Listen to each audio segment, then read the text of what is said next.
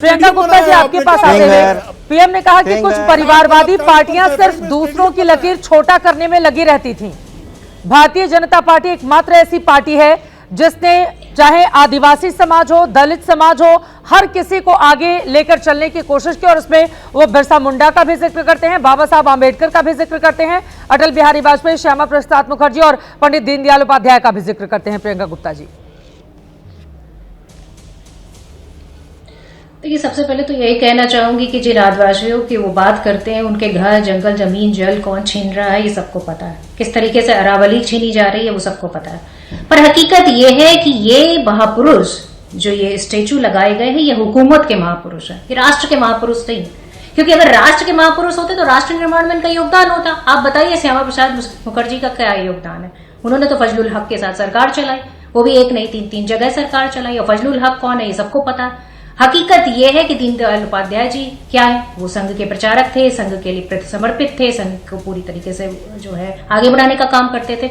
जब देश में चल रहा था कि क्विट इंडिया मूवमेंट चल रहा था, भारत छोड़ो आंदोलन चल रहा था, आप बता दीजिए कि कौन समर्थन में खड़ा हुआ था? ये तो विरोध में खड़े हुए थे। तो राष्ट्र निर्माण में कहां से इनकी भूमिका हुई, ये तो एक अचंभव सी बात है। दूसरी चीज, अटल बिहारी वाजपेयी जो स्वर्गीय प्रधानमंत्री हैं, उनके बारे में मैं एक ही चीज कहना चाहूंगी। उन्होंने 2002 में 4 अप्रैल के करीब एक सीख दी थी, और वो सीख दी थी इस समय के प्रधानमंत्री मोदी जी को। उन्होंने सीख दी थी राजधर्म की। उन्होंने कहा था कि प्रजा प्रजा में भेद नहीं करना चाहिए, न धर्म के आधार पर, न जाति के आधार पर, न संप्रदाय के आधार पर। आज क्या हो रहा है?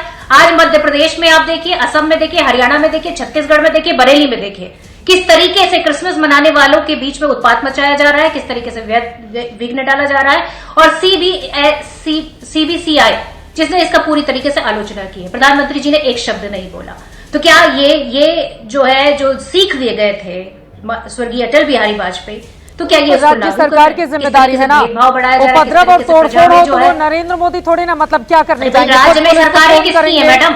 मध्य प्रदेश में किसकी सरकार है? असम में किसकी सरकार है? तो 2002 हरियाणा में किसकी सरकार है? छत्तीसगढ़ में किसकी सरकार है? प्रधानमंत्री जी से कोई लेना देना नहीं। 14 से आप ये कहना चाहती है? मैं ये नहीं कहना चाहती हूँ। प्रधानमंत्री जी से कुछ लेना देना नहीं। जिस सरकार में डबल इंजन की सरकार चल रही, वहां कोई लेना देना नहीं।